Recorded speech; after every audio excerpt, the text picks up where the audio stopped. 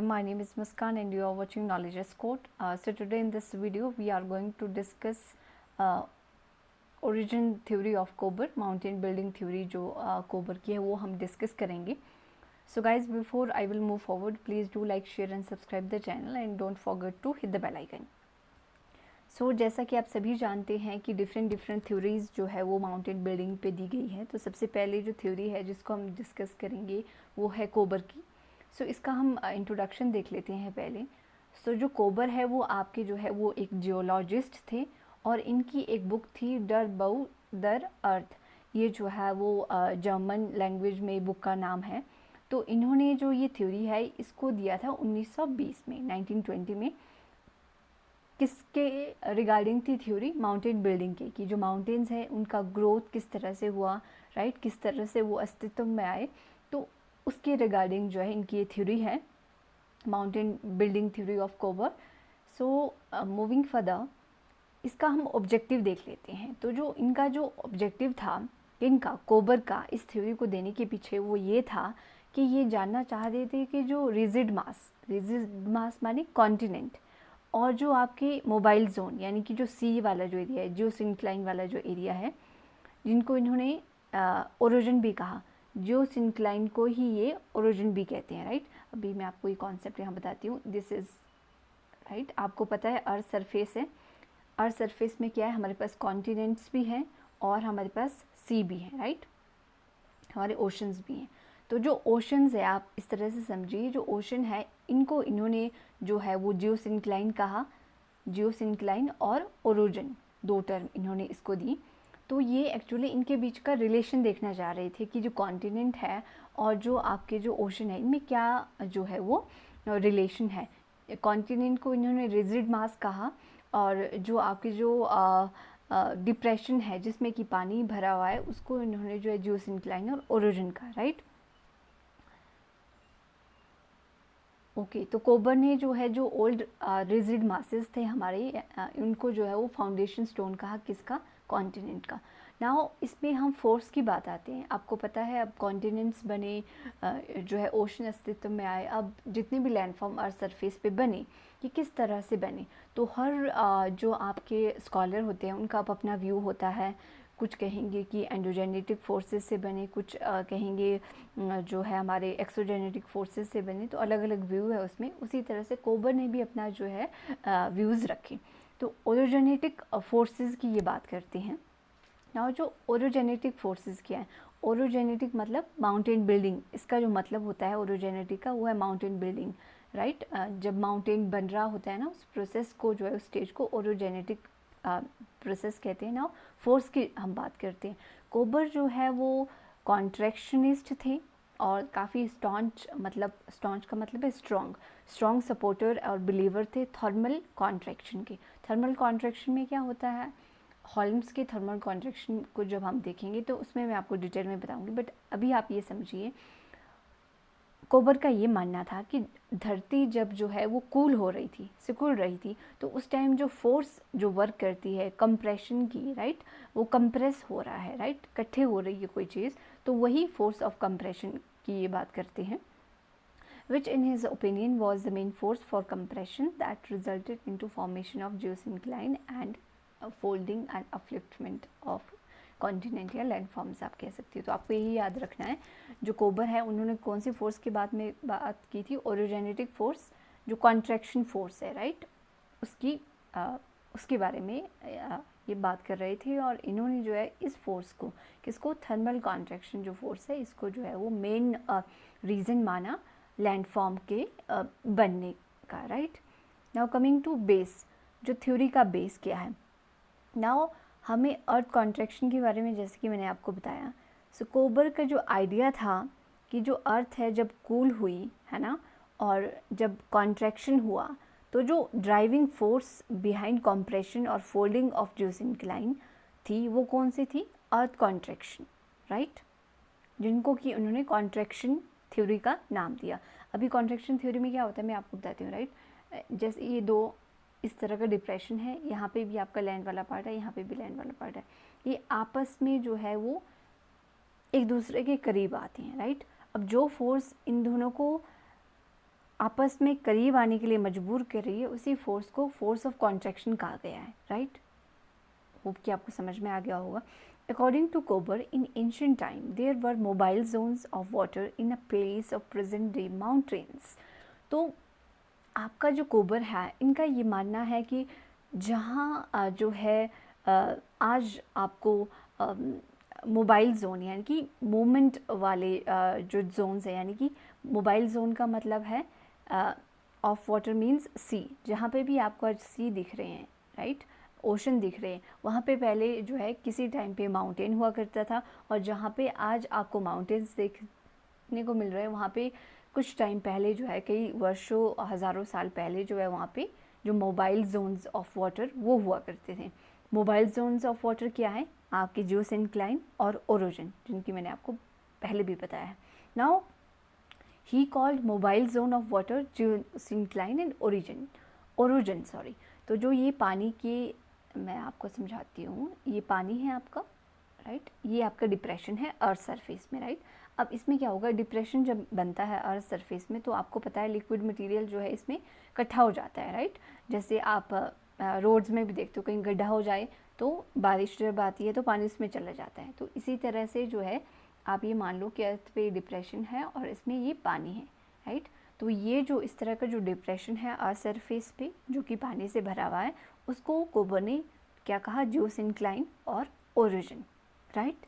Now coming to other things, जो mobile zones है geosyncline है, यानी सराउंडेड बाय रिजिड मासेस।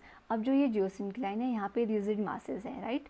अब अर्थ है, अब ऐसा तो है नहीं कि सारी अर्थ में पानी ही है, आप देखते हो डिप्रेशन है, डिप्रेशन के आसपास क्या होता है, हमारे यहाँ लैंड वाला पोर्शन है, रिजिड मास जिसको कहेंगे, ये वाला पोर्शन है, ठीक है, रिजिड मास है, जिसको कि कोबर ने क्या कहा, कार्टोजन। ये टर्म इम्पॉर्टेंट है, आपको याद रखनी है। ये जो है हमारे पास जियोसिंक्लाइन है और ओरिजिन जिसको कहेंगे, और ये जो ये वाला पोर्शन है, रिजिड वाला पोर्शन, इसको क्या कहेंगे, इसको कहेंगे कार्टोजन, राइट, कार्टोजन, ये वाला चीज़। नाउ आगे भी हम टर्म्स को अभी देखेंगे। हमारे पास अभी तक आपने देखा होगा कि अलग अलग टर्म आई है, हमारे पास आया टर्म जियोसिंक्लाइन, कार्टोजन, ओरिजिन जो मैंने आपको बताया, और मीडियन मास, ये आगे चल के आएगा, लेकिन मैं आपको अभी बता देती हूँ कि ये क्या चीज़ है। जियोसिंक्लाइन, जैसे कि मैंने आपको बताया, long wide subsiding depression on earth crust that accumulate massive amount of sediments waters, आप कुछ भी कह सकते हो। अब डिप्रेशन है, इसमें पत्थर कंकड़ भी जा सकते हैं, पानी भी जा सकता है, राइट। तो वो जियोसिंक्लाइन है आपका। कार्टोजन, ये वाला पोर्शन जो रिजिड मास है, इसको फोरलैंड भी कहते हैं, स्टेबल होता है, rigid ancient land mass that frame the geosyncline. अगर अभी हम जब आगे देखेंगे इसको, तो इसके बारे में और भी जानेंगे, राइट। तो ये आपका कार्टोजन हो गया, ये वाला पोर्शन। फिर आता है ओरिजिन। ओरिजिन कुछ भी नहीं है, ये अपने आप में जो है जियोसिंक्लाइन ही है, जैसे कि मैंने आपको बताया, राइट। फिर आता है मीडियन मास, ज़्विस्टिन्सबर्ग, ये जो है जर्मन में इसका टर्म है। तो मीडियन मास आप याद रखिए। मीडियन मास क्या होता है, अपलिफ्टेड लैंडफॉर्म और plateau situated between mountain ranges formed from the geosincline।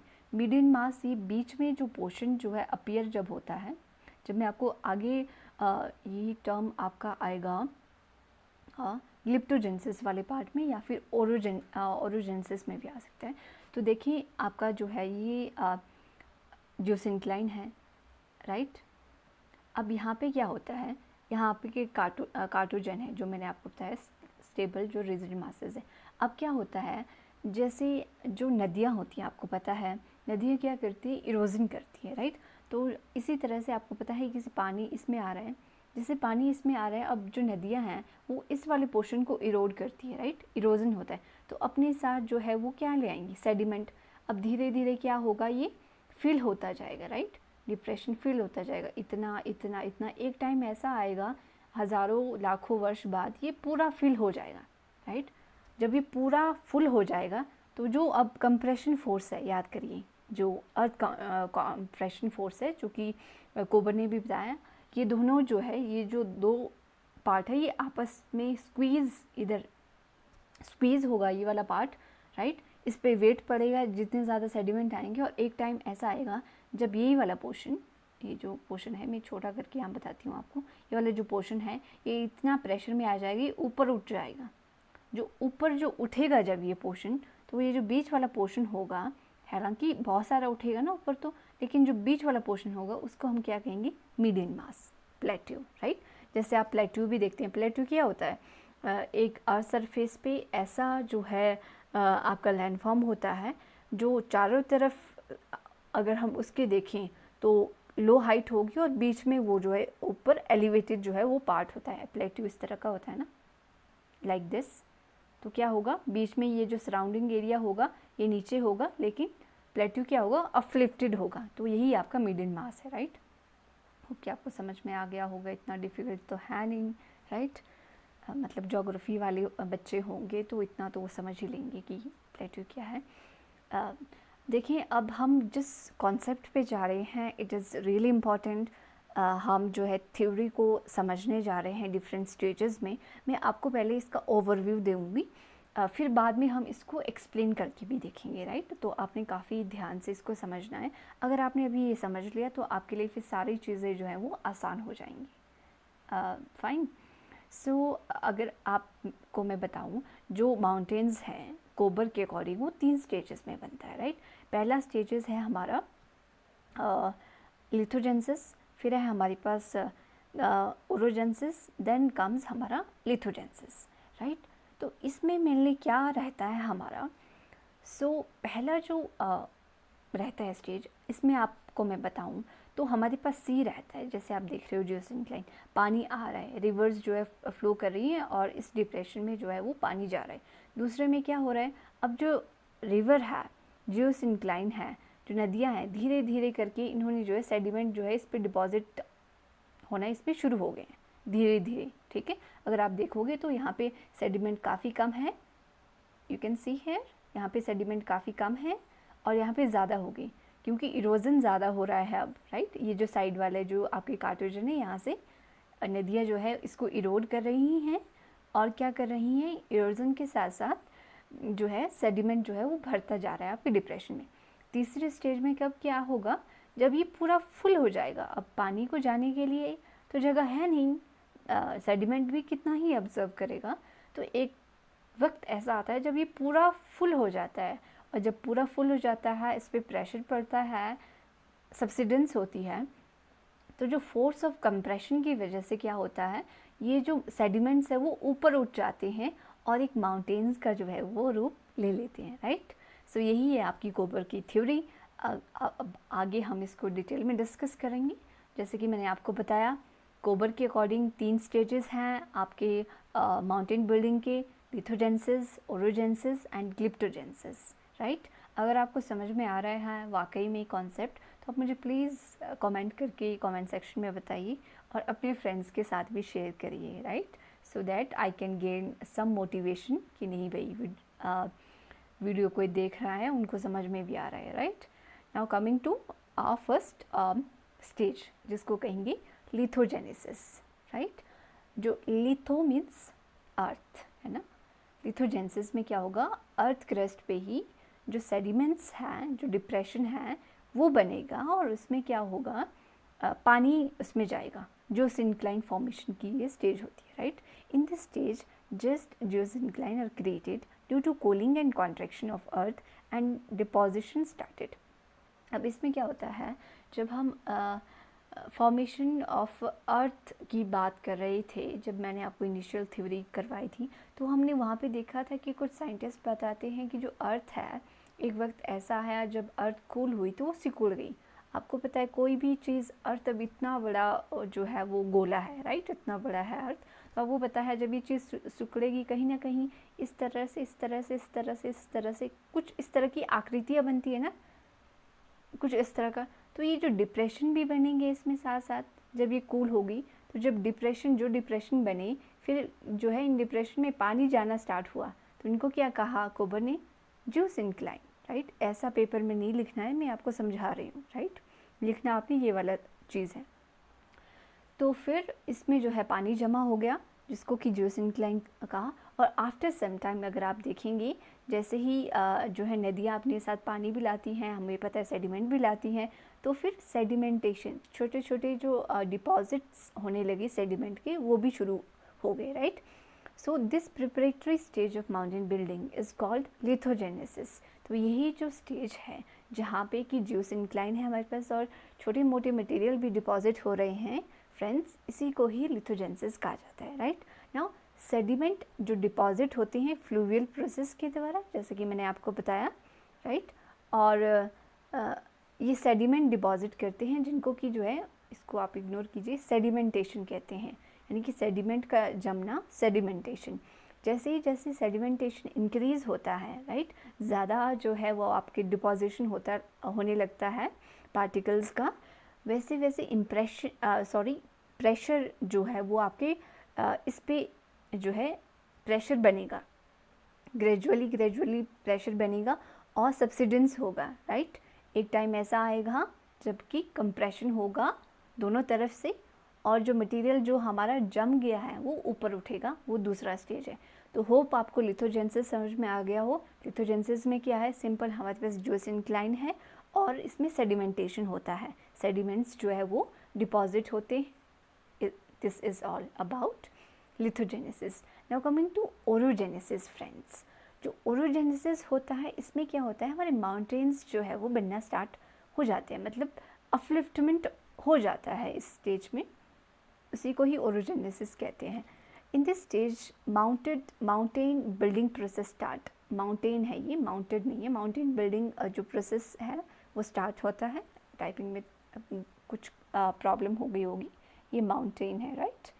So in this stage जो माउंटेन्स है वो बनना स्टार्ट हो जाते हैं over a time due to sedimentation, deposition in origin from cratogen lead to increase in pressure and weight. जैसे कि मैंने आपको पहले समझाया कि जो ये वाला पोर्शन है ये कार्टोजन है और इस वाले पोर्शन को ओरिजिन भी कहते हैं और ज्यूस इंक्लाइन भी कहते हैं। तो यहाँ पे ओरिजिन लिखा है, कंफ्यूज मत कीजिएगा अपने आप को, ठीक है। तो ओरिजिन किसको कहते हैं, ज्यूस इंक्लाइन को। तो जो अब यहाँ पे क्या होता है, जो ये कार्टोजन है, स्टेबल लैंड है, यहाँ से डिपॉजिट हो गया मटेरियल, प्रेशर बन गया, राइट, और कॉन्ट्रैक्शन जो फोर्स है, अब उन्होंने अपना काम करना चालू करा और जो मटेरियल है वो ऊपर की तरफ यहाँ अपलिफ्ट हो गया, इस तरह से अपलिफ्ट हो गया और जो माउंटेन्स हैं वो बन गए, राइट। और मैंने आपको बताया था जो मिडिल वाला पोर्शन है उसको क्या कहेंगे, मीडियन मास, ये मैं आपको ऑलरेडी समझा चुकी हूँ, राइट। तो यही है, orogenesis is nothing but formation of the mountains, right. जो माउंटेन बिल्डिंग का जो प्रोसेस है उसको ओरोजेनेसिस कहते हैं। बाकी इसमें ज़्यादा डीप जाने की ज़रूरत नहीं है, इतना आप समझ लीजिए, कॉन्सेप्ट क्लैरिटी, इज़न्ट इट। तो देखें अब ग्लिप्टोजेनेसिस, लास्ट स्टेज में हम आ गए हैं friends. So in this stage में क्या होता है, it involve the gradual increase of mountain ranges.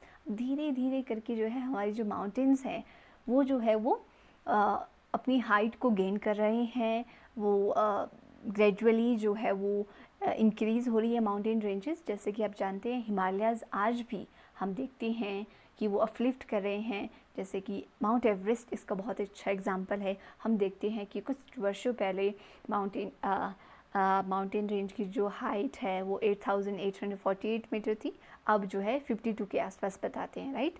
तो इस तरह से जो माउंटेन्स का जो हाइट है वो इंक्रीज़ होता जा रहा है। तो इस ग्लिप्टोजेनेसिस में भी यही है, अब धीरे धीरे जो है माउंटेन्स जो है वो उनका जो हाइट है वो इंक्रीज़ होगा। साथ ही साथ अब आप ये भी ध्यान रखिए, हमारे पास और भी तो चीज़ें हैं जो अफेक्ट करेंगी माउंटेन बिल्डिंग को, वेदरिंग, इरोजन, डेपोजिशन, ये सारी चीज़ें क्या हैं, ये साइड बाय साइड चलती हैं। कहीं किसी पोर्शन में वेदरिंग हो रही होगी, किसी पोर्शन में इरोजन हो रहा होगा, कहीं डेपोजिशन हो रहा होगा।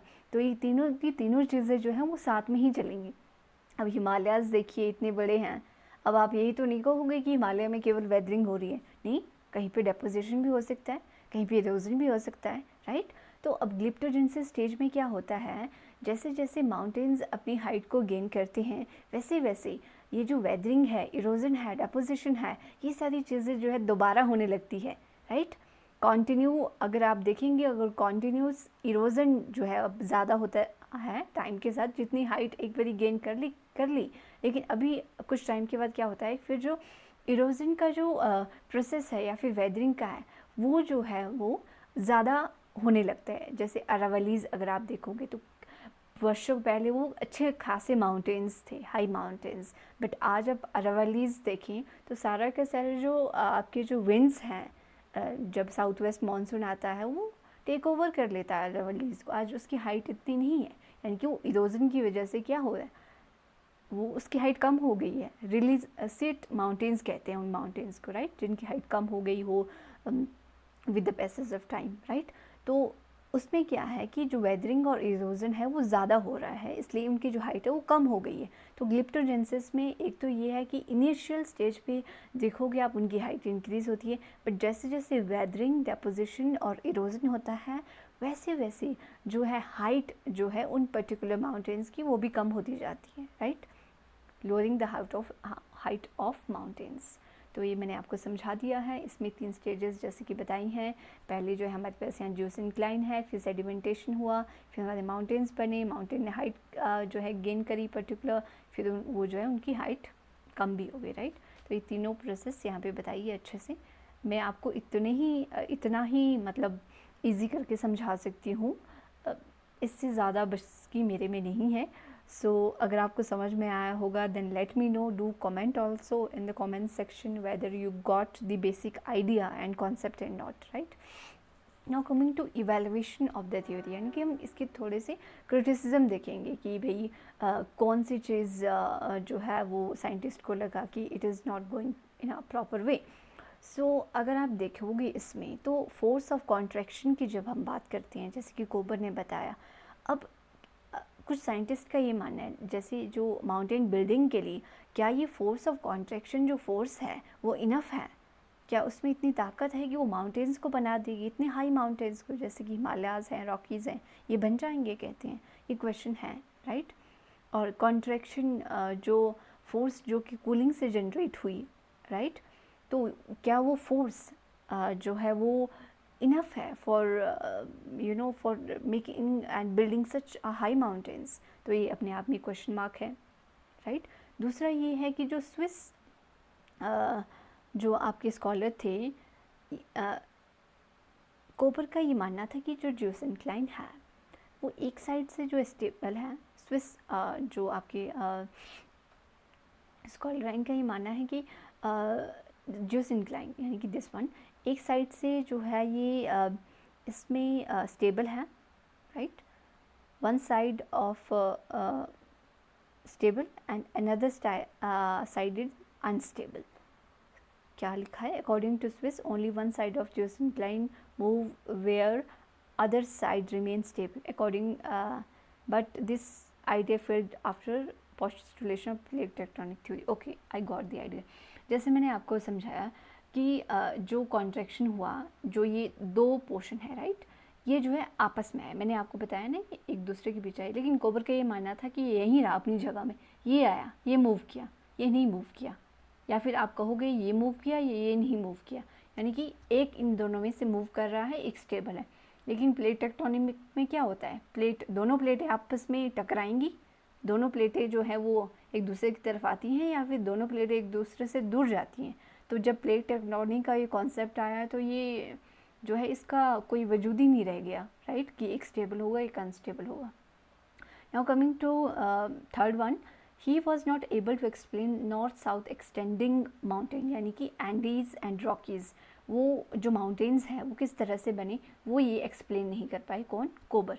तो आप ये मत बोलिएगा अब मुझे इसमें कि मतलब कोई और लॉजिक देखिए किसी और थ्योरी का, क्योंकि ये जो थ्योरियाँ हैं ये हमें एज इट ही देखनी होती हैं, जैसे कि स्कॉलर ने बताया, मैं अपना इसमें कोई लॉजिक ऐड नहीं कर पाऊँगी, राइट।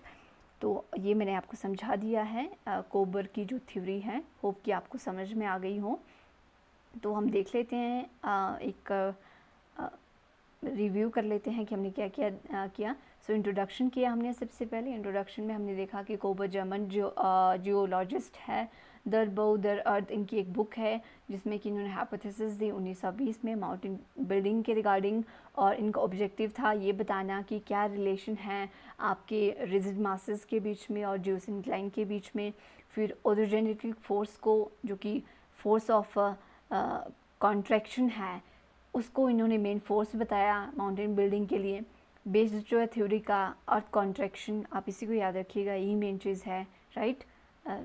फिर coming to the terms, geosyncline क्या होता है? Large depression of water body, है ना, हैविंग सम सेडिमेंट्स, कार्टोजन जो रिजिड जो लैंड मासेस हैं आपके जियोसिंक्लाइन के बिल्कुल जो है वो आपके इस वाले अपर वाले पोर्शन में।